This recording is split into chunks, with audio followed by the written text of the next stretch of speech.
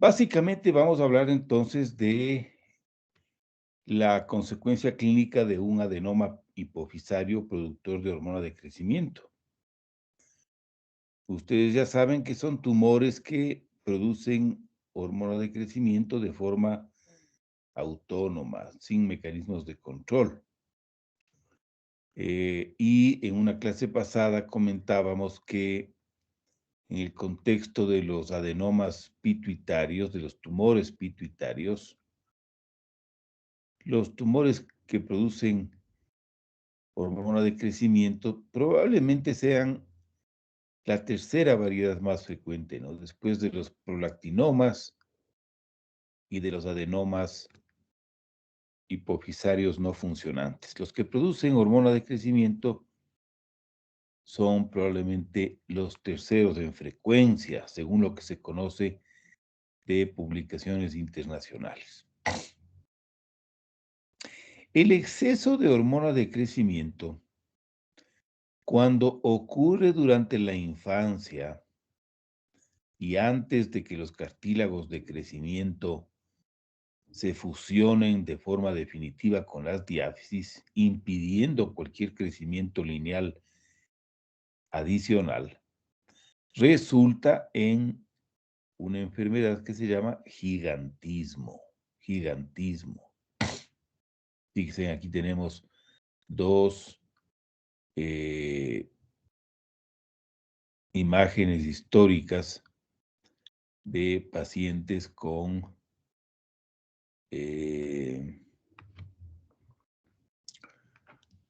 gigantismo, ¿no? En la primera se le ve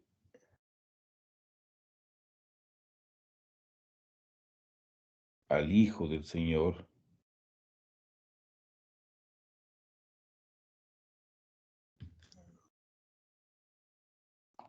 fíjense, un gigante con su hermano, fíjense, con su hermano. Y aquí tienen ustedes otra foto de un gigante, ¿sí? Estas son personas que tuvieron un adenoma hipofisario en la infancia, ¿no? Es decir, antes de los 12, 13 años. Fíjense, esta marca es 2,10 metros, ¿no? O sea, este paciente mide algo así como unos 2,20 metros. Es decir, realmente son gigantes, ¿no? Pero ya vamos a ver que es inusual que estos adenomas hipofisarios se presenten en esta edad. Lo que es muchísimo más frecuente es la acromegalia, ¿no? La acromegalia, en cambio, es el exceso de hormona de crecimiento en personas adultas, en personas que ya han alcanzado una edad adulta, ¿no es cierto? Y en ese caso, las personas no crecen en altura, pero los huesos sí pueden crecer en ancho y se deforman, ¿no? En cuanto a las causas de acromegalia, fíjense, el 95% o más de pacientes que tienen acromegalia o gigantismo tienen un adenoma pituitario secretorio de hormona de crecimiento, más del 95%. Hay casos raros, casos raros. Por ejemplo, hay en la literatura reportes de pacientes que tienen tumores secretores de GH ectópicos, o sea, fuera de la hipófisis. Esto también es raro, fíjense. Tumores hipotalámicos, como amartomas, gliomas, gangliositomas, ¿no es cierto?, que producen GHRH y como consecuencia le estimulan a la hipófisis a producir hormona de crecimiento. Y en esos casos, en los estudios de imagen, lo que se ve es una hiperplasia de la hipófisis, ¿no? Que consiste fundamentalmente en una hiperplasia del somatotropo, menos del 1%. Estas son causas rarísimas, ¿no? Pero, fíjense, uno se puede llevar una sorpresa en un estudio de imagen al encontrar una lesión discreta en la zona hipotalámica en un paciente con acromegalia, sin ver ningún tumor claro en la hipófisis, más bien una hipófisis un poquito agrandada. Eso sería característico de una producción excesiva de GHRH, ¿no? Y también se ha descrito casos de producción ectópica de GHRH, ¿no? Tumores neuroendocrinos, como son llamados ahora los tumores carcinoides, cáncer de las células de los islotes pancreáticos, un feocromocitoma, se han descrito. Pero fíjense, son causas muy raras, ¿no? La mayoría de pacientes con acromegalia tienen un adenoma hipofisario. Fíjense. Esta es una famosa gráfica de un médico inglés, el doctor Navarro, que por los años 40, 50, llegó a tener una casuística de pacientes con acromegalia ciertamente significativa. Creo que llegó a haber algo así como, fíjense, en 256 hombres y mujeres con acromegalia. La acromegalia es una enfermedad rara, rara. Bueno, este médico se dio forma de tratar a 256 pacientes. Y para conocer en qué edad era más frecuente la enfermedad, hizo este histograma de frecuencias. Y dividió la edad de los pacientes en grupos de 10, ¿no? De 0 a 9, de 10 a 19, de 20 a 29, de 30 a 39, y contó el número de pacientes que tenían acromegalia en cada uno de estos grupos etarios, ¿no? Lo cual se ve aquí. Y entonces ahí aparece una distribución, ¿no es cierto? Parece una distribución medio gaussiana. ¿Qué nos dice esta gráfica? Que el grupo etario en el que se produce con mayor frecuencia la acromegalia va de los 30 a los 39 años. Es decir, esta es una enfermedad que se ve especialmente en adultos jóvenes. Otro grupo significativo, fíjense, es el que va de 20 a 29 años. 60 pacientes más o menos fueron diagnosticados en este rango de edad. Fíjense en cómo lo que les decía que entre los 0 y los 9 años es muy raro, y en este grupo ya la mayoría son adultos ya crecidos, ¿no? Pero un poquito de esta parte, digamos, hasta los 13, 14 años, podría todavía producir gigantismo, ¿no? Por eso es que les decía que el gigantismo como expresión de un adenoma hipofisario es raro, ¿no? Porque la mayoría de pacientes comienzan con la enfermedad ya cuando las epífisis se han soldado, ¿no? Otro grupo que no es raro es el grupo de los 40 a 49 años, ¿no? Más o menos 50 pacientes en esta serie tenían entre 40 y 50 años, ¿no? O sea, casi podríamos decir que algo así como el 80% de los pacientes diagnosticados de acromegalia se encontraban entre los 30 y los 50 años, ¿no? Es decir, esta es una enfermedad de adultos jóvenes, ¿no? Y se pasado los 60 años es una enfermedad rarísima y en general es mucho menos frecuente pasados los 50 años. Hay casos, pero ya es menos frecuente. Si los pacientes que nosotros vamos a ver son pacientes, ¿no es cierto?, adultos en general, ¿no? Fíjense en cómo aquí esta barrita distingue hombres y mujeres, ¿no? Y entonces, como se ve, algo parecido pasa. Esto pasa en hombres y mujeres, en otras palabras, ¿no?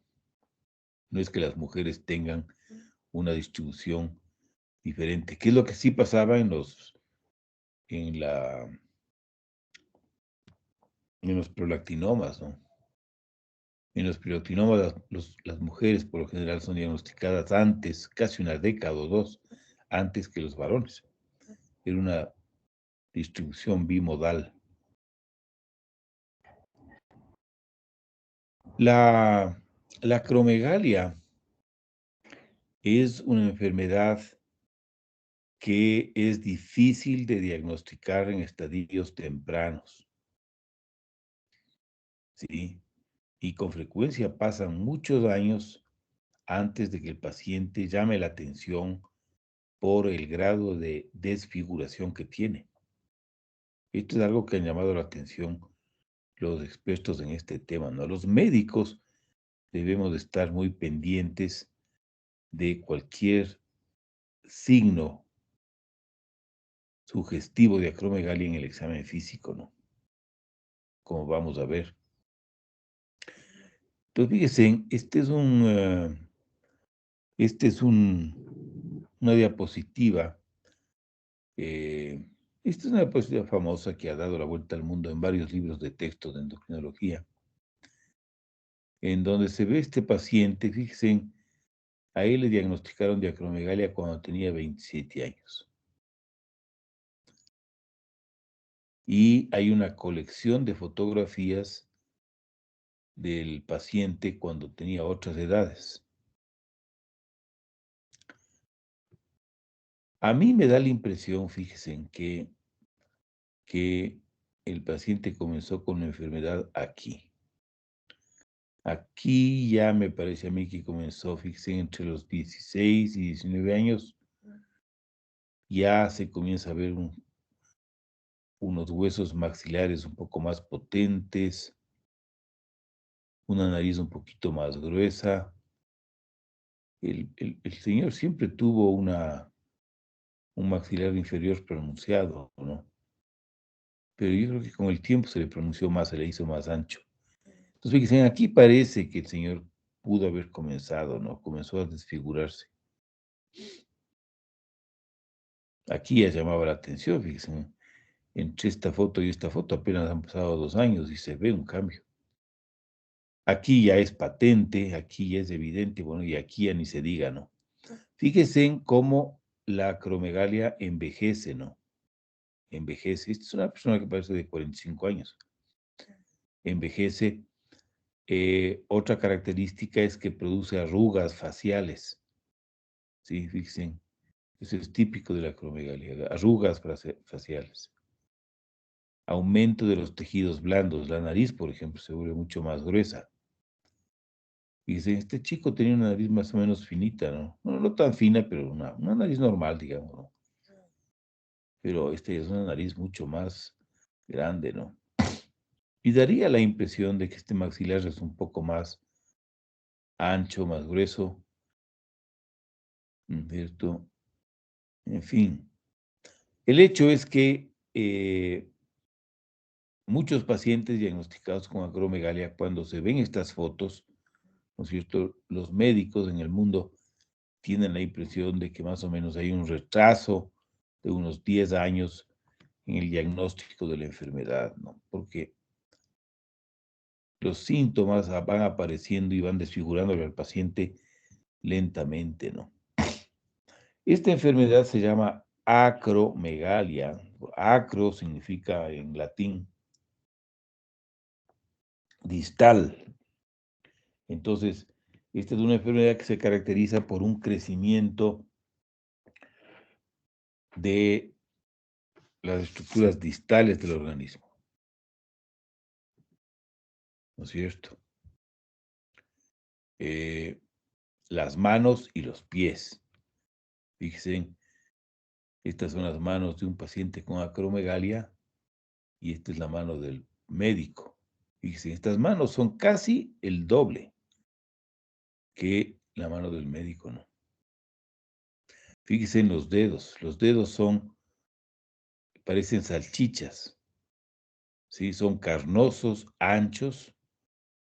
Los huesos son un poquito más anchos que los normales, pero es evidente que también hay un exceso de tejidos blandos, ¿no? Fíjense en este dedo comparado con este dedo, es diferente, ¿no? Estos pacientes con frecuencia refieren que el anillo de matrimonio algún rato tuvieron que romperlo porque ya no salía, tuvieron que romperlo, ¿sí? Porque se quedó atascado y ya comenzó a ajustarles y no pudieron sacárselo y tuvieron que mandarlo a cortar. Esa historia, por ejemplo, es solo se contaría a un paciente con acromegalia, ¿no? Yo les recomiendo que siempre vean las manos de los pacientes cuando les examinen por primera vez. Fíjense siempre en las manos. Hay pacientes que tienen unas manos gruesas, ¿no? Unas manos de panadero. Uno les pregunta si esas manos han tenido toda la vida.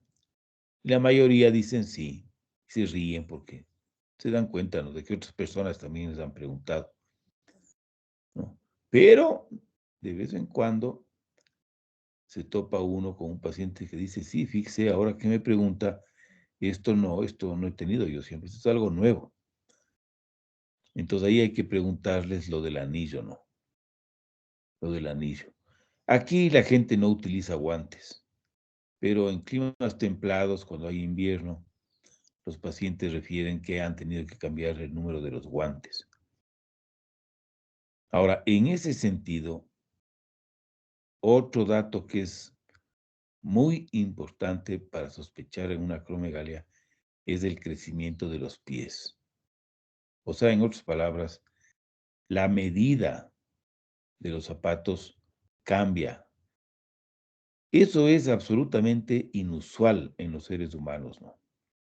Uno llega a medir, digamos, a los 18 años a tener, digamos, 38 y con 38 se va hasta el final. Nadie cambia de número de zapatos, excepto los pacientes con acromegalia, ¿no es cierto? Entonces, por ejemplo, a un paciente con unas manos medio enormes, ¿no es cierto? La próxima pregunta es, ¿usted ha cambiado en los últimos años de un número de zapato? ¿No es cierto? Si el paciente está seguro que ha cambiado de 37 a 39, de 37 a 40, ese paciente casi con seguridad tiene acromegalia, ¿no es cierto? Estas dos cosas suelen ir parejas, ¿no? Unas manos grandes, carnosas, con un cambio en el número de zapatos. Esto hay que preguntar siempre, ¿no?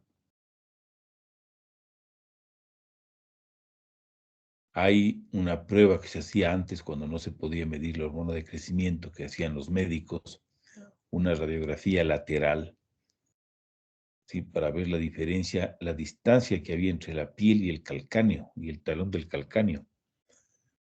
Y había un rango de la normalidad para ese intervalo, ¿no? Para esa medida. Y una medida que por encima de la cual ya era muy sugestivo, ¿no? Pero actualmente, como tenemos exámenes de laboratorio tan sofisticados, realmente se han dejado de lado una serie de estudios que los médicos utilizaban antes como una forma de diagnosticar la enfermedad. Y lógicamente la enfermedad se diagnosticaba mucho más tarde, ¿no?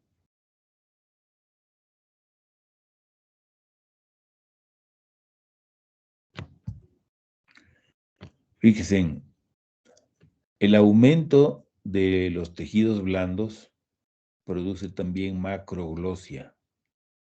Macroglosia, fíjense, esta es una lengua enorme, ¿ok? Cuando uno ve la lengua de estos pacientes, les hace abrir la boca. Hay que ver el espacio que queda aquí atrás, ¿sí? Este es un espacio bastante pequeño. Normalmente, si ustedes se examinan entre ustedes o ven a pacientes, cuando sacan la lengua, este espacio es mucho más grande, ¿no? Y hay pacientes que tienen más cerrado, ¿no? Por el aumento de la lengua. Y eso explica que estos pacientes tengan apneas del sueño. Es que eso es una enfermedad, la apnea del sueño, ¿no? Es decir, que la lengua es tan grande que no permite el paso del aire y entonces el sujeto durante la noche experimenta numerosos episodios de apneas largas, ¿no es cierto?, que producen un estado de acidosis que tiene efectos deleterios sobre el sistema cardiovascular, ¿no? Y por supuesto, roncan, se mueven. Los familiares a veces se ven que los pacientes se despiertan desesperados porque están como que se sienten ahogarse, como no ventilan bien durante toda la noche, durante el día, ¿no es cierto? Tienen somnolencia, están cansados. Esta es una causa frecuente de hipertensión arterial, ¿eh? Y fíjense, aquí se ven otras cosas, ¿no?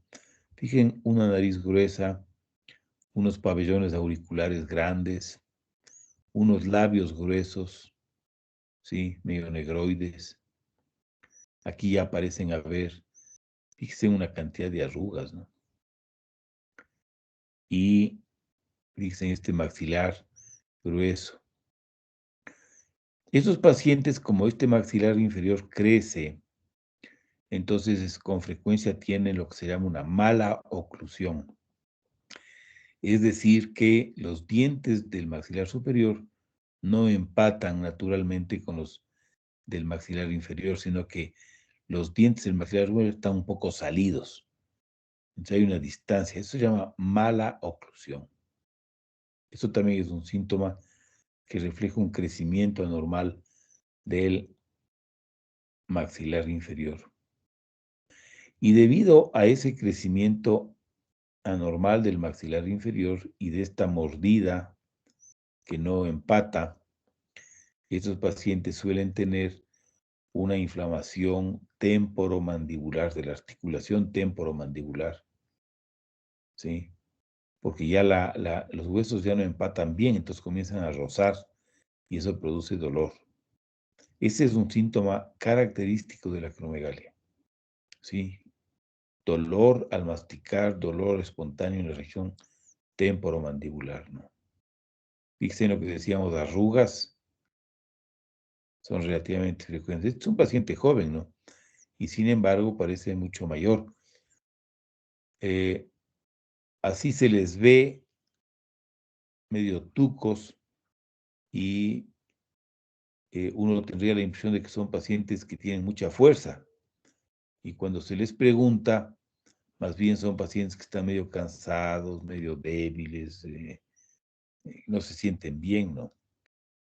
Otra cosa que me había olvidado de las manos es que estas manos que parecen salchichas se vuelven también bien toscas.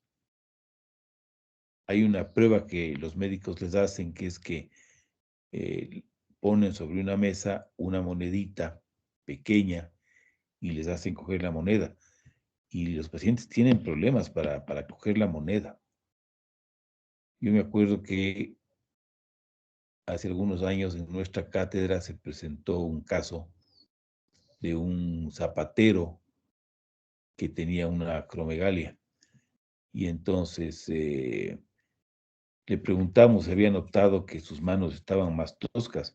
Y él definitivamente se había dado cuenta de eso, ¿no? Él decía que antes de la enfermedad, eh, sin necesidad de ver, él metía la mano en un cajoncito de sastre donde tenía montañas de cocos para coger unos clavitos para clavar en los zapatos, y que ahora les resultaba, con la mano les resultaba imposible coger esos clavitos del cajón, ¿no? Y entonces las manos se vuelven toscas, torpes, por el exceso de tejido blando que hay, ¿no? Fíjese en este caso extremo de macroglosia. Fíjese, esta señora prácticamente no tiene abertura para el paso del aire, ¿no? Esta señora seguro que va a tener una apnea del sueño de tipo obstructiva durante la noche.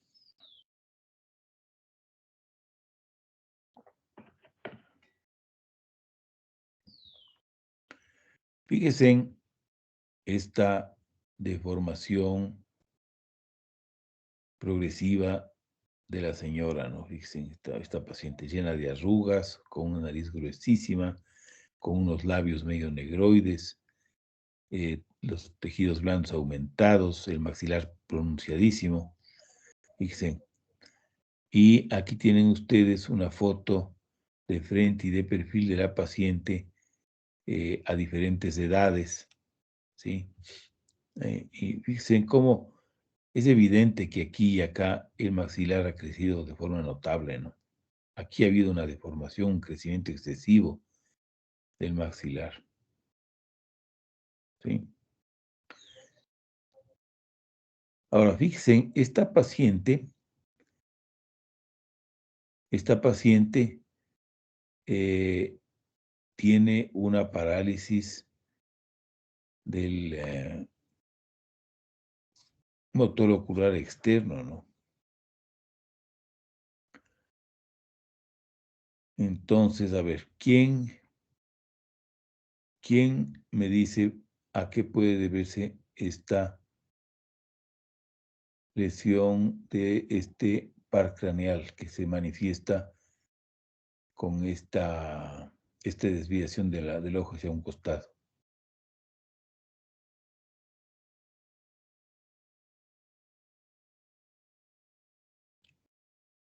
Doc, puede ser por una masa que está comprimiendo ese nervio. Puede ser una macroadenoma, tal vez. ¿Y a qué nivel está comprimiendo?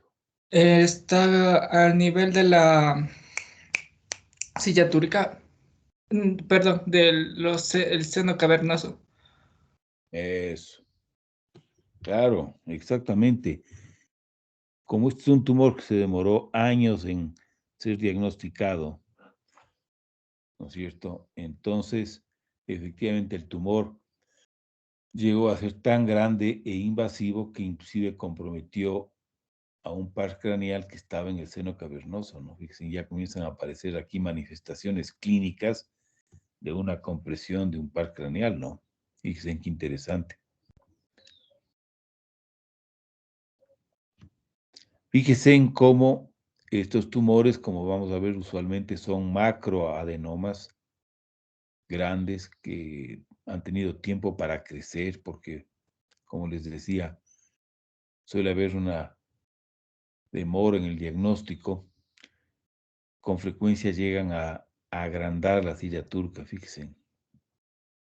Aquí les traje una silla turca normal que se ve aquí. Fíjense, es pequeña. Y esta es una silla turca gigantesca, ¿no?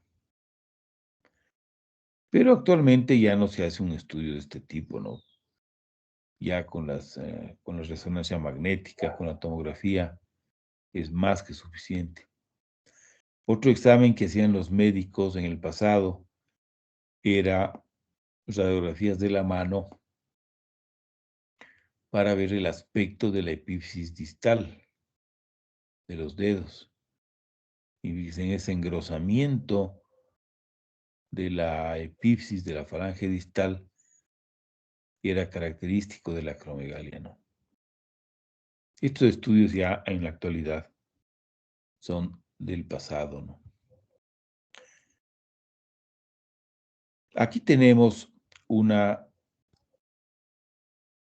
relación de la frecuencia con la que ocurren las diferentes manifestaciones clínicas que pueden aparecer en los pacientes que tienen un adenoma productor de hormona de crecimiento, ¿no? Fíjense en la desfiguración junto con el crecimiento de manos y pies es bastante frecuente, ¿no? Entre el 60 y el 100% de los pacientes. Fíjense en qué interesante. La sudoración. Este es un síntoma que hay que tomar en cuenta siempre que un paciente nos refiere que tiene mucha sudoración. Hay que ver el tamaño de las manos, ¿no es cierto? Los pies, la cara, la mandíbula, la sudoración. Cuando los pacientes se operan exitosamente y se curan, la sudoración desaparece. Una señal de que el paciente no se curó con la operación ¿sí? Es la persistencia de la sudoración. Hay también alteraciones menstruales por compresión de la hipófisis normal, cefaleas por distensión de la dura madre, artritis tanto de las rodillas como de la articulación temporomandibular son bien frecuentes, especialmente artritis de las rodillas, porque los huesos crecen y ya no empatan bien las articulaciones, comienzan a rozarse entre ellas y eso produce una inflamación crónica que puede acabar en artritis y artrosis. Dicen, la acromegalia está en la lista de enfermedades que deben considerarse cuando hay el diagnóstico del túnel carpiano, ¿no? Ustedes saben que la hormona de crecimiento tiene efectos metabólicos que se oponen a la insulina. Produce un estado de resistencia a la insulina, la hormona de crecimiento. Y como consecuencia, en personas susceptibles puede provocar intolerancia hidrocarbonada o diabetes franca, ¿no? Este es otro dato que tiene que llamarnos la atención. Acuérdense que estamos hablando de personas de adultos jóvenes, la mayoría, ¿no? Fíjense, impotencia, libido baja en varones, hipertensión arterial no es raro, trastornos del campo visual, según algunas series, entre el 4 y el 62% de los pacientes, apnea obstructiva del sueño, galactorrea se ve en algunos pacientes, ¿sí? Esto se puede deber a que los tumores co-secretan hormona de crecimiento y prolactina.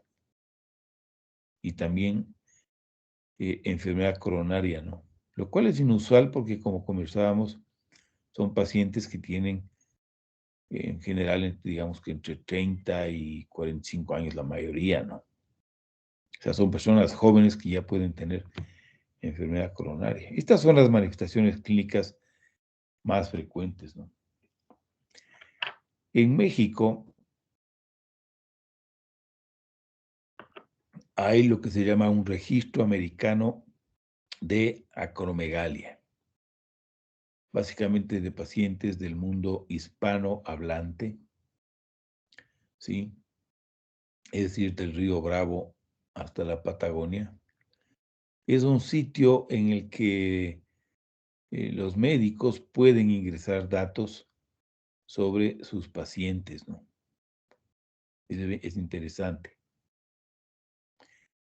Cuando yo entré al sitio hace un tiempo, había ya una casuística de sobre 2.057 pacientes. Yo les traigo esta información para ilustrar mejor algunos aspectos epidemiológicos de esta enfermedad, ¿no? Fíjese en cómo no hay mucha diferencia entre hombres y mujeres, ¿no? Parecería que es un poquito más frecuente en mujeres. Fíjese la edad promedio al diagnóstico, justo en el grupo etario que señalaba el doctor Navarro en la gráfica que acabamos de ver, ¿no? Justo en ese grupo de edad. Este es el grupo etario más frecuente. Y más del 70% de los pacientes tienen la acromegalia entre los 30 y los 60 años, ¿no? Esto es muy importante, fíjense. En varones y en mujeres, la inmensa mayoría de tumores son macroadenoma, es decir, tumores que miden más de 1 centímetro. Y una cuarta parte son microadenomas, ¿cierto? En cuanto a la alteración a la glucosa, a las alteraciones en el metabolismo de los hidratos de carbono, en este registro americano de acromegalia, tan solo el 37% de pacientes, la mayoría de los cuales eran relativamente jóvenes, dicen, tenía una tolerancia a la glucosa normal, ¿sí? Un 30% de pacientes tenían diabetes tipo 2, un 18% tenían intolerancia hidrocarbonada, y un 14.5 alteración de glucosa en ayunas, ¿no? O sea, en estado prediabético, más o menos un 23% de pacientes. Fíjese. La hipertensión era frecuentísima, ¿no? Casi 1 de cada 3 pacientes con acromegalia son hipertensos. ¿Y cuáles eran las manifestaciones clínicas más frecuentes en este registro americano? El crecimiento distal, fíjense, manos y pies, las cefaleas y lo que yo les decía, el cansancio. Son pacientes que se les ve gruesos, fortachones, pero en la realidad son pacientes más bien cansados, ¿no? Fíjense en estas manifestaciones clínicas. Esto es muy importante reconocer, muy importante reconocer. Y esta es una de las razones por las que a los pacientes con acromegalia hay que tratarles de forma definitiva, como sea del lugar, ¿no? No se les puede dejar ahí sin darles un tratamiento. Esto dice en nuestro libro de texto, ¿no? El mayor impacto clínico, del exceso de hormona de crecimiento ocurre sobre el aparato cardiovascular, fíjense. Y en el aparato cardiovascular se pueden ver 5 cosas que son las que uno tiene que investigar en estos pacientes. Es más frecuente la cardiopatía coronaria, que acabamos de ver. Puede haber una cardiomiopatía con arritmias, ¿sí? Puede haber una hipertrofia del ventrículo izquierdo por el exceso de GH.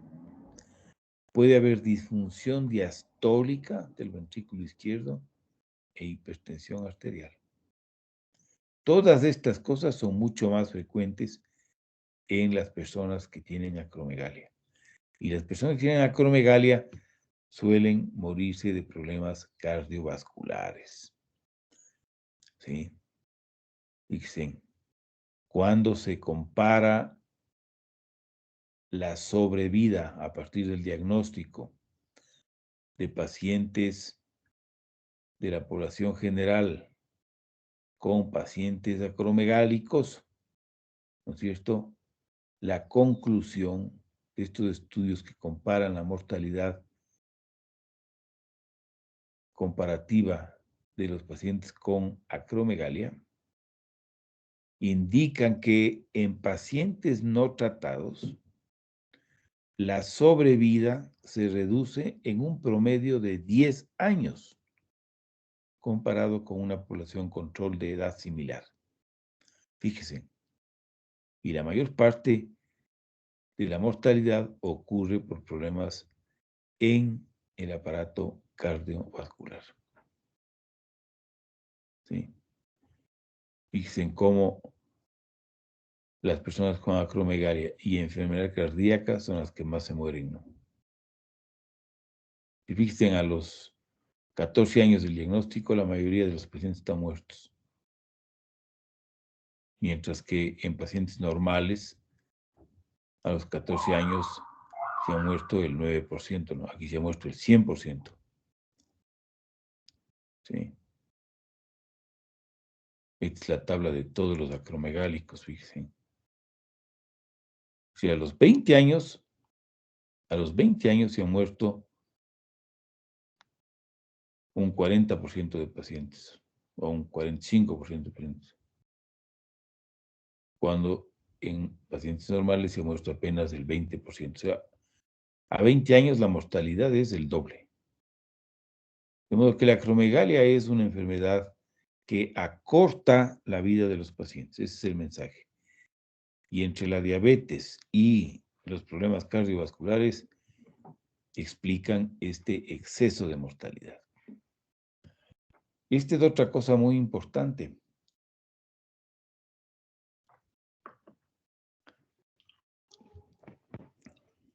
No solamente que estos pacientes tienen una gran desfiguración, sino que también tienen con mayor frecuencia otras enfermedades asociadas.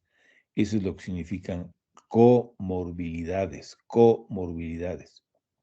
asociadas a la acromegalia, que son la hipertensión arterial.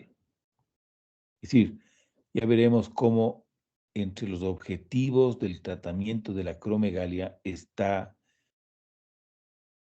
la detección y el manejo de las comorbilidades. ¿A qué comorbilidades se refieren? Pues esto se refiere a que los pacientes con acromegalia tenemos que detectarles y tratarles si es que tienen hipertensión arterial, que es con más, el 30% de pacientes tienen hipertensión. Diabetes mellitus, otro 30-40% tienen diabetes mellitus. Enfermedad cardiovascular. Ya hemos visto nosotros a qué nos referimos con enfermedad cardiovascular, ¿no es cierto? Osteoartritis, hemos comentado, especialmente de las rodillas. Es un tema que hay que ponerle atención, hay que diagnosticarlo y hay que hacer lo posible por tratarlo. Esto es muy importante. Los pacientes con acromegalia tienen que ser evaluados en una clínica del sueño con estudios durante la noche, mientras duermen, para confirmar o descartar la presencia de una apnea del sueño. Y cuando hay apnea del sueño, entonces se les tiene que indicar el tratamiento apropiado, ¿no? Y los pacientes con acromegalia tienen mayor riesgo de pólipos en el colon, pólipos que pueden malignizarse y dar origen a un cáncer de colon. Y de hecho, en los pacientes con acromegalia parece que hay una mayor mortalidad por cáncer de colon. En todos los pacientes, uno de los objetivos del manejo integral de los acromegálicos incluye la realización de una endoscopía, una colonoscopía o una endoscopía digestiva baja para detectar y tratar los pólipos que se detectaran, ¿no? Porque esos pólipos pueden eventualmente malignizarse. A ver, espérenme un segundo. Regreso.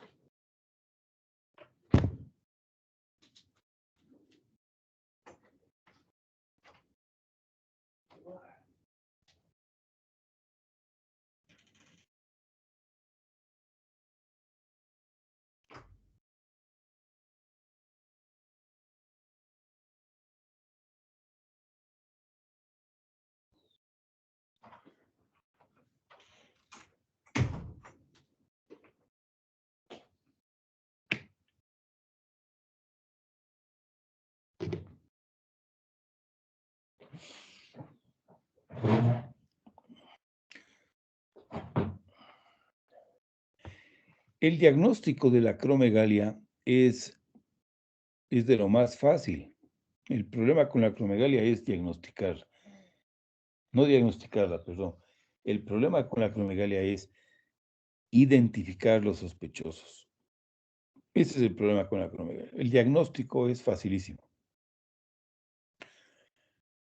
Cuando hay la sospecha de una acromegalia, el examen que hay que hacer es niveles séricos de IGF-1. La IGF-1 es un gran marcador de la acromegalia porque la IGF-1 nos indica, nos informa sobre la secreción integrada de hormona de crecimiento en el curso de las 24 horas, ¿no? La IGF-1 tiene una vida media mucho más larga que la hormona de crecimiento, y entonces en pacientes que tienen acromegalia, la IGF-1 casi siempre está elevada, ¿no? Entonces, si un paciente tiene efectivamente niveles altos de IGF-1, o inclusive, fíjense, en equívocos, es decir, que no están así muy altos o están dudosos, entonces hay que hacer el examen. Este es un examen de tamizaje. ¿sí? El tamizaje. En general, si el examen de IGF-1 sale negativo, entonces ya es muy poco probable que sea una acromegalia, ¿no? Pero si los niveles salen altos, entonces hay que hacer una prueba de confirmación. La prueba de oro para la acromegalia es la prueba de supresión con glucosa 75 gramos. Es decir, igualita a la prueba que se hace para la detección de diabetes y intolerancia hidrocarbonada. ¿Sí? Los pacientes normales, ustedes ya saben que los pacientes normales usualmente tienen la GH indetectable, ¿no? Pero inclusive en personas normales uno puede encontrar niveles detectables de hormona de crecimiento. Y en los pacientes que tienen acromegalia, por lo general se detectan niveles de hormona de crecimiento, ¿no? Pero es muy difícil distinguir entre pacientes normales y pacientes acromegálicos solamente con los niveles de GH, ¿sí? Lo que hay que demostrar es que tras la prueba de supresión con glucosa, los niveles de GH en ese paciente no se suprimen. Entonces, eso es lo que pasa en las personas normales, ¿no? Sí. Si la hormona de crecimiento no se suprime tras una carga de 75 gramos, el paciente tiene acromegalia, hasta que se demuestre lo contrario. Y en ese punto tenemos que, lógicamente, hacer un estudio de imagen, idealmente una resonancia magnética de la hipófisis en cortes coronales, ¿no es cierto?, con el propósito de conocer el tamaño del tumor, si es que es un tumor que invade el seno cavernoso y hasta qué tan arriba llega el tumor, ¿no? Y por otro lado,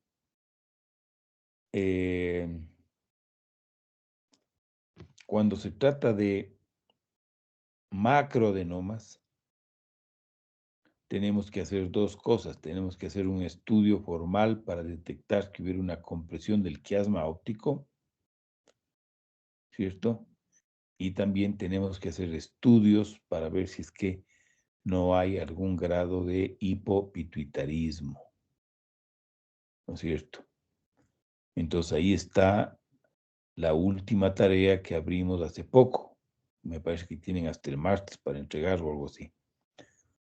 ¿Qué estudios tenemos disponibles para descartar que hubiera una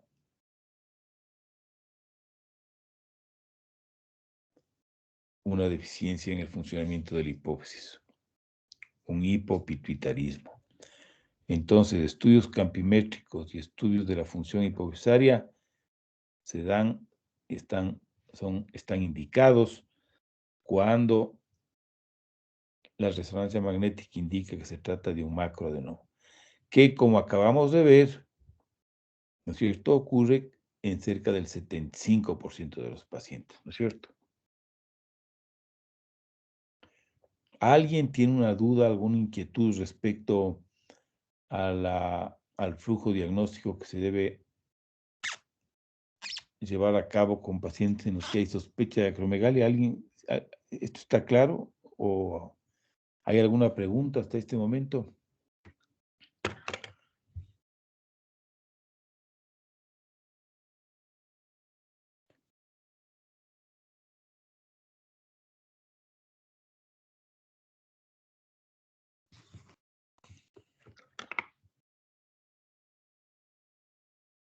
¿Sí me están escuchando? Sí, Doc, sí le escuchamos. Bueno, en visto de que no hay ninguna pregunta, vamos a continuar. Aquí tienen ustedes una ilustración de cómo, de lo que pasa con un paciente con acromegalia y un paciente normal cuando se le somete a una prueba de tolerancia oral a la glucosa. ¿Sí? Entonces, fíjese en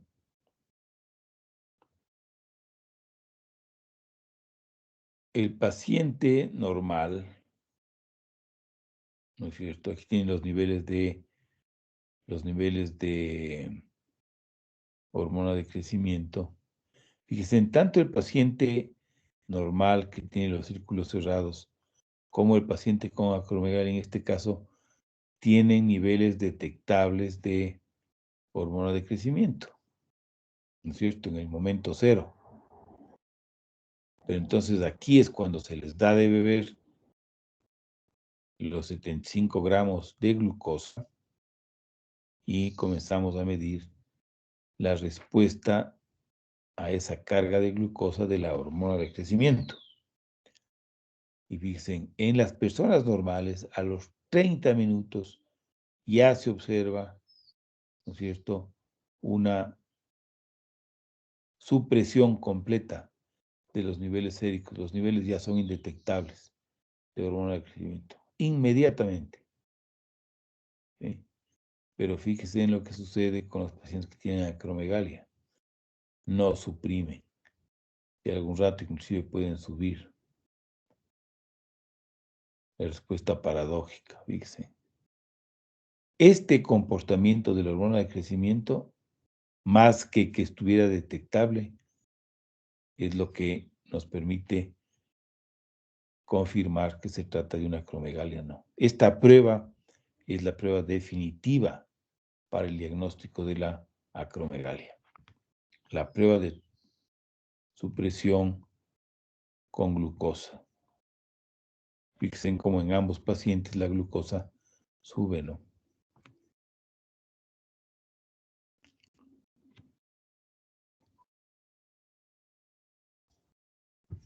Esto es algo que es importante para los médicos generales, ¿no es cierto? Es ¿cuándo deberíamos descartar una acromegalia? O en otras palabras, ¿cuándo deberíamos descartar un exceso de hormona de crecimiento en pacientes sin rasgos de acromegalia? ¿No es cierto? Porque fíjense, de lo que se trata también en la acromegalia es de diagnosticarles lo más temprano posible, ¿no? Lo más temprano posible. Un médico que hace el diagnóstico de la acromegalia antes de que el paciente se desfigure, como suele ser lo típico, es un médico que debe tener un reconocimiento, ¿no? Que debe sentirse muy halagado de haber hecho semejante proeza, ¿no? De haber diagnosticado una acromegalia antes de que se produzca la deformación de la cara, de las manos, de los pies, ¿no? Que por lo general son medio irreversibles, ¿no? Y justamente para prevenir, ¿no es cierto?, la apnea del sueño, los problemas cardiovasculares, sobre todo, que acortan la vida de estos pacientes, ¿no? Entonces, siempre es importante darle un segundo al tema, ¿no? Entonces, estamos hablando en pacientes que no tienen rasgos de acromegalia, ¿no? ¿Cuándo deberíamos pedir una IGF-1 como prueba de tamizaje para descartar? Entonces, algunos expertos han sugerido que cuando un paciente tiene 2 o más de cualquiera de estas, ya debería uno pedir un nivel de IGF-1 para descartar una acromegalia, ¿no? ¿Y cuáles son esas condiciones? Pacientes que tienen apnea del sueño, diabetes mellitus tipo 2, artritis debilitante, síndrome del túnel carpiano, hiperhidrosis, hipertensión. ¿Sí? Fíjense en la hiperhidrosis, lo importante que es la hiperhidrosis. Entonces, por ejemplo, un paciente con hipertensión arterial e hiperhidrosis, y peor si tuviera una diabetes mellitus, ese paciente sería candidato a medir el IGF-1. Un paciente con diabetes y artritis debilitante, candidato a medirle IGF-1. En fin, fíjense, cuando se combinan dos o más de estas, uno ya debería pensar en un síndrome por exceso de hormona de crecimiento. ¿Cuáles son los objetivos del tratamiento? Los objetivos, les decía en la clase pasada que ustedes pueden revisar su libro del Harrison y ver cómo efectivamente en todas las enfermedades, ¿no es cierto?, en el capítulo de tratamiento, lo primero que se señala es cuáles son los objetivos del tratamiento. Un médico tiene que tener clarísimo cuáles son los objetivos del tratamiento. ¿No es cierto? Los objetivos del tratamiento.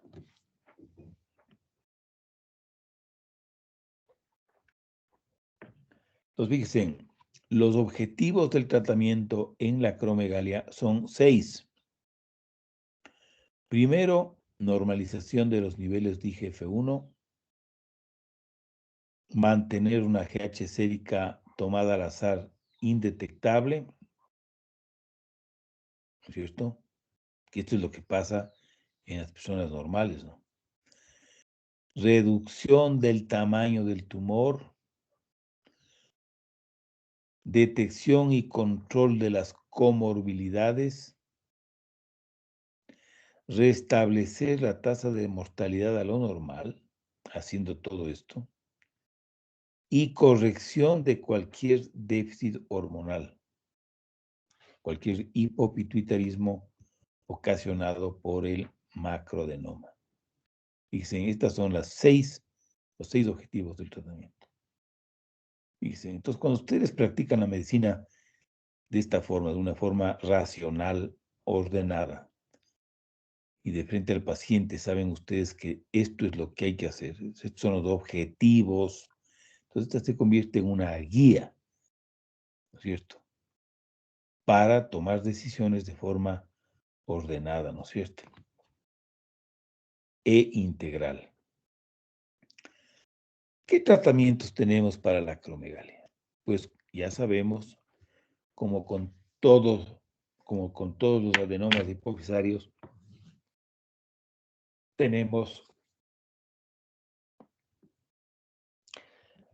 la cirugía, tenemos la terapia farmacológica y tenemos la radioterapia. Estos son los 3 grandes tratamientos que les podemos ofrecer a los pacientes. Y depende de cada adenoma el tratamiento. Por ejemplo, en los pacientes con prolactinomas, ya sabemos que la terapia de primera elección es la terapia farmacológica.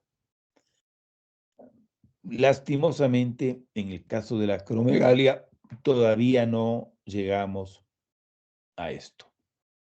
En el caso de la acromegalia, todavía sigue siendo la cirugía la terapia de primera elección.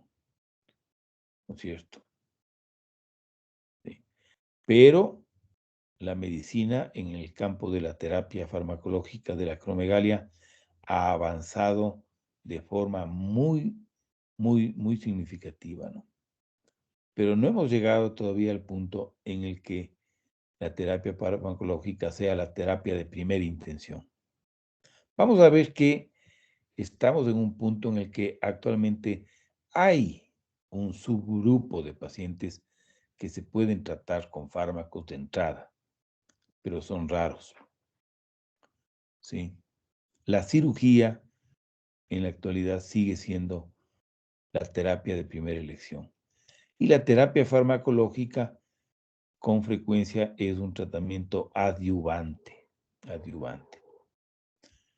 Y en algunos casos, no raros, se utiliza también la radioterapia.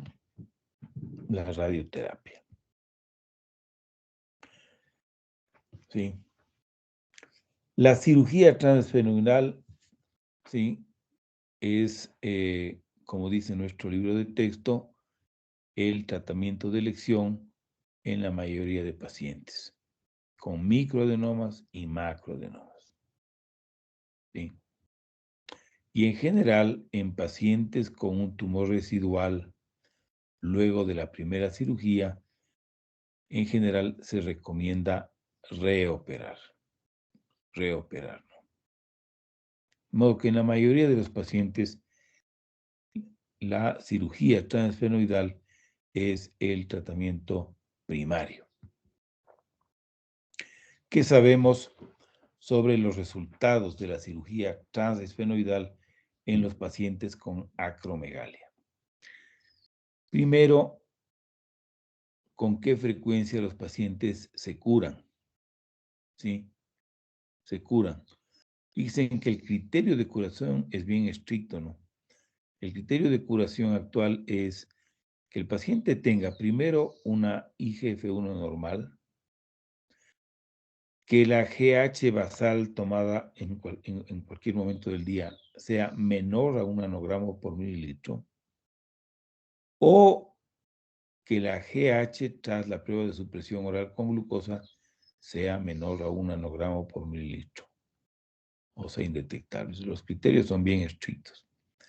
Según estos criterios, en series publicadas en nuestro libro de texto se dan estos números, ¿no? Que variarán lógicamente de hospital a hospital. Estos números reflejan de todas formas la experiencia de centros especializados en donde hay neurocirujanos que están operando esta enfermedad con frecuencia, ¿no? En esos escenarios, ¿sí? Aproximadamente el 70% de los microadenomas pueden curarse y un número mucho menor de macroadenomas, menos del 50%. Entonces aquí estamos viendo que muchos pacientes van a tener que reoperarse, ¿no? Porque no entran en remisión, ¿no es cierto? O van a necesitar algún tratamiento complementario. Y ahí es cuando ya vamos a ver, entra la terapia farmacológica y la radioterapia.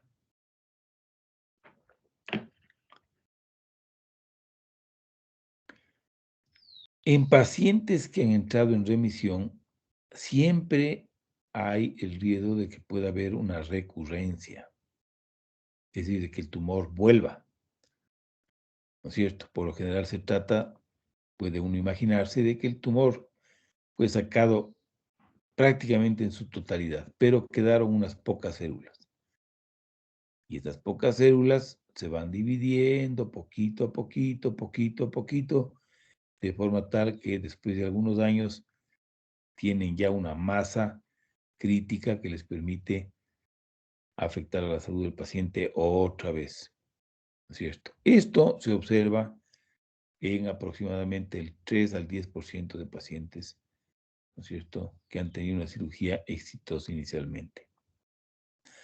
¿Y con qué frecuencia se ve en estas series de cirugía transfenoidal en el caso de adenomas productores de GH hipopituitarismo?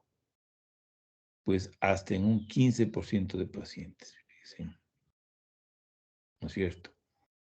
De modo que todo paciente operado, eso ya hemos visto en clases pasadas, ¿no? Todo paciente operado de cirugía transfenoidal tiene que hacerse una valoración para descartar que apareciera un hipopituitarismo luego de la cirugía. Fíjese en los resultados de una cirugía exitosa. El paciente prácticamente no veía en los campos temporales superiores bilaterales, ¿no? Los campos temporales. Y estaba comenzando a perder en el campo temporal inferior también. Fíjense. Y acá no. Y luego de la operación, fíjense cómo desapareció el componente temporal inferior y se redujo de forma significativa, casi en un 50%, el compromiso del campo temporal superior, ¿no? En ambos ojos, ¿no? Aquí hubo, por ejemplo, una disminución significativa, ¿no? Entonces, fíjense en cómo la cirugía, porque estos daños que se producen en el campo visual por lesión del quiasma óptico no son reversibles todo el tiempo, ¿no? La compresión del nervio óptico, del quiasma óptico, es reversible, pero pasa un tiempo a partir del cual la lesión es ya irreversible, ¿no? Sí, seguramente se produce una degeneración axonal que ya no responde al tratamiento, ¿no? Por eso es que cuando hay compresión del quiasma óptico, la cirugía tiene que ser realizada rápidamente, en el caso de la acromegalia, ¿no?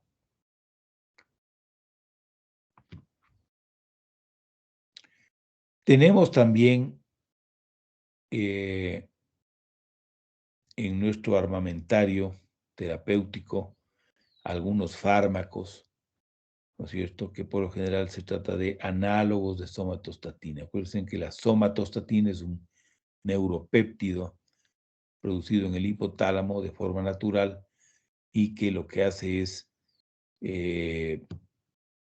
inhibir la síntesis y liberación de hormona de crecimiento por parte del somatotropo, ¿no es cierto? Entonces, hace años, hace unos 30 años, ya se sintetizó el primer análogo de somatostatina que se llamó octreótido. Se administraba por vía subcutánea y había que administrarla 3 veces al día. O sea, un tratamiento imposible, no solo caro, sino imposible. 3 veces al día. Luego de algunos años, la industria farmacéutica consiguió producir octreótido y lanreótido de depósito, que se pueden administrar por vía intramuscular cada mes. Y hay también actualmente el lanreótido autogel, que se administra de forma subcutánea a intervalos inclusive más largos, ¿no? De modo que actualmente ya es perfectamente, digamos, llevadero el tratamiento con análogos de somatostatina, ¿no? Una inyección subcutánea o intramuscular mensual o cada mes y medio no está mal, ¿no? Estos análogos de somatostatina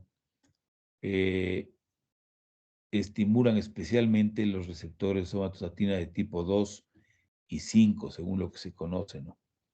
Entonces, los tumores que expresan bastante este tipo de receptores en su superficie son los que mejor responden. Y los que menos receptores de este tipo expresan, ¿no es cierto?, son los que menos responden a la terapia farmacológica, ¿no? ¿Qué se consigue con estos análogos de somatostatina?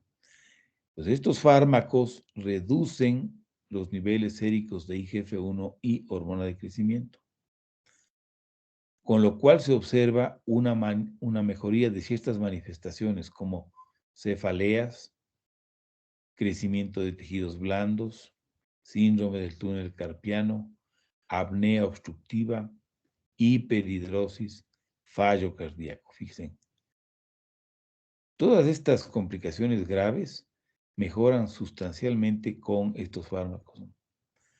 E inclusive se observa una disminución del tamaño del adenoma en el 50% de los pacientes. De modo que estos fármacos reducen GH y GF1 y también consiguen disminuir el tamaño del adenoma. Fíjense, aquí tenemos algo que es el resultado del avance en la terapia farmacológica, ¿no? ¿Cuándo está indicado utilizar análogos de somatostatina como tratamiento primario, es decir, no quirúrgico? Fíjense, este es, digamos, un paso en el futuro, ¿no? Lo ideal sería que a futuro, como en los prolactinomas, todos los pacientes se puedan tratar con análogos de somatostatina. No estamos todavía en ese punto. Pero hay ciertos pacientes. ¿Quiénes? Pacientes con macroadenomas, sin efectos compresivos sobre el quiasma óptico. Macroadenomas que, según el neurocirujano, no son completamente resecables. ¿Sí? Y hemos visto hace un momento que la cirugía produce una remisión de menos del 50% de pacientes con macroadenomas, ¿no? Entonces, pacientes con macroadenomas que no van a ser completamente resecables pueden tratarse con análogos de somatostatina de primera intención. Y también pacientes que no quieren o no pueden operarse. ¿Sí? ¿Qué otras indicaciones tenemos en el manejo de la acromegalia con análogos de somatostatina? Por ejemplo, los análogos de somatostatina son muy importantes luego de la cirugía, si es que el paciente no se cura, ¿no es cierto? Para normalizar los niveles. Se ha utilizado también estos análogos para reducir el tamaño de los macroadenomas invasivos antes de la cirugía, para facilitar los resultados de la cirugía,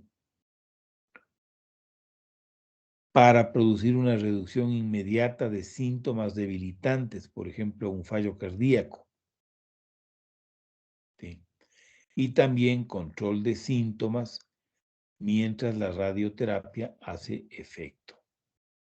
Fíjense, los análogos de somatostatina se emplean, ¿no? Se emplean en el manejo de la acromegalia en diferentes momentos y por diferentes razones.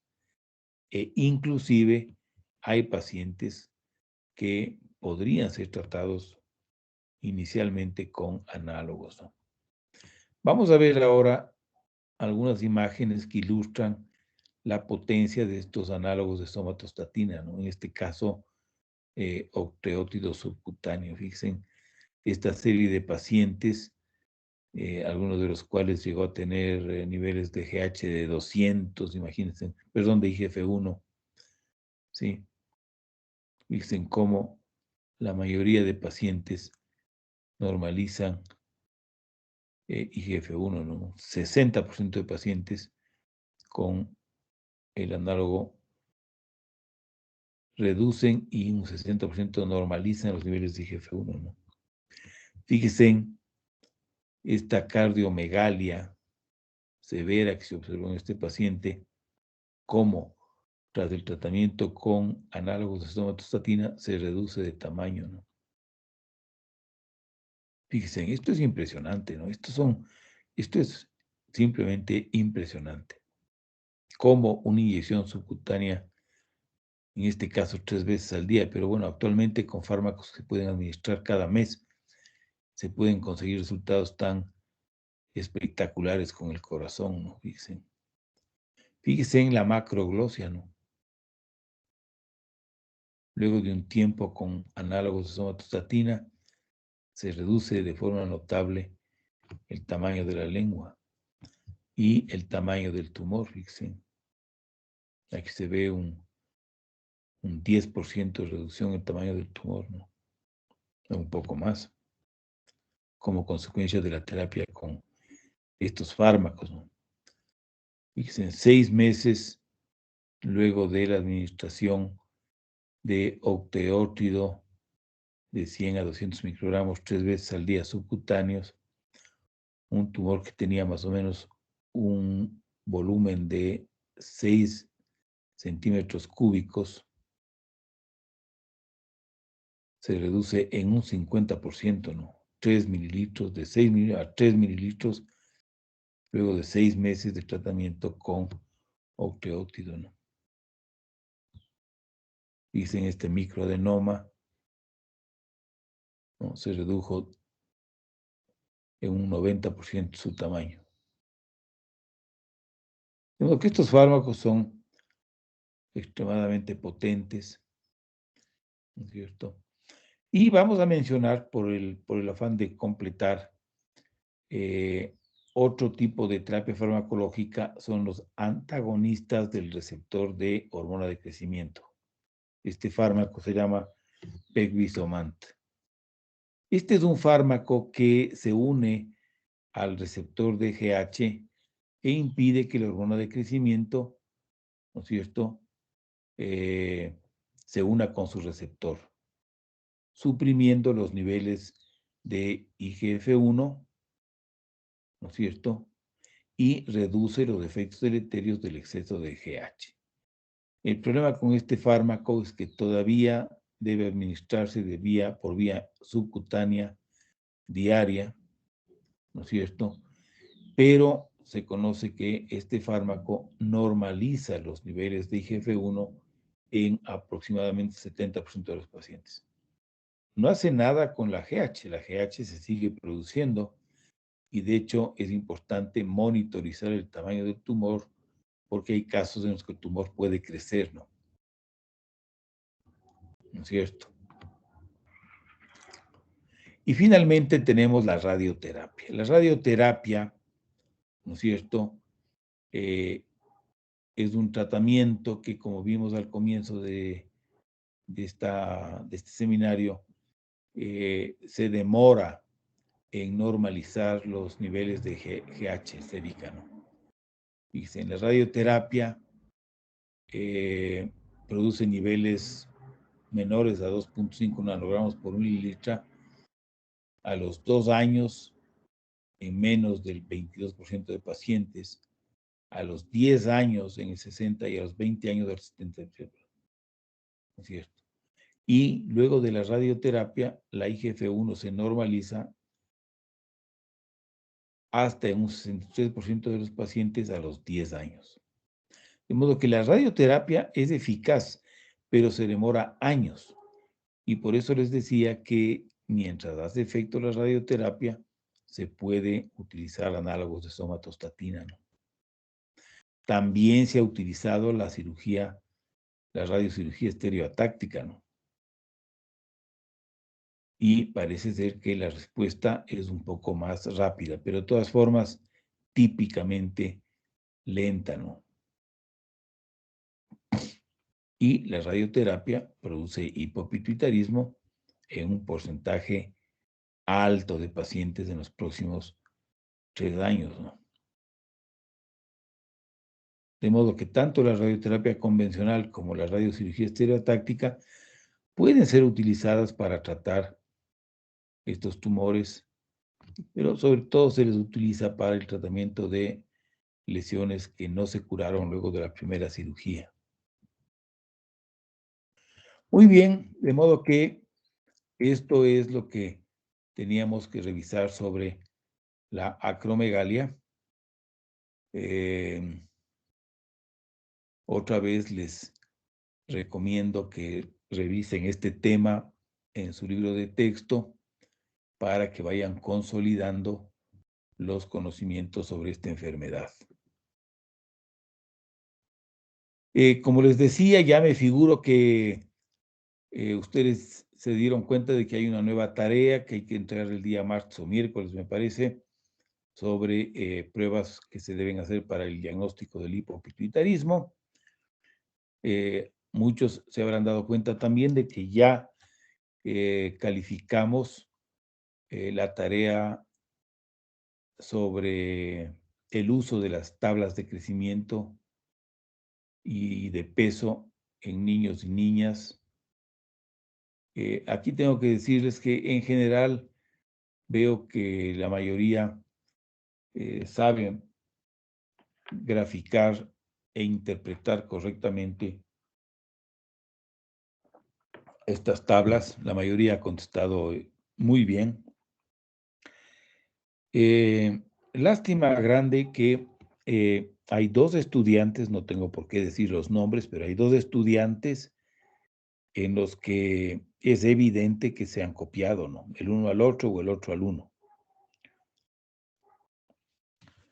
Si ellos quieren, nos podemos reunir con el director de la escuela para yo enseñarles cómo los 2 exámenes son en su redacción, en una pregunta o en 2, son idénticos, ¿no?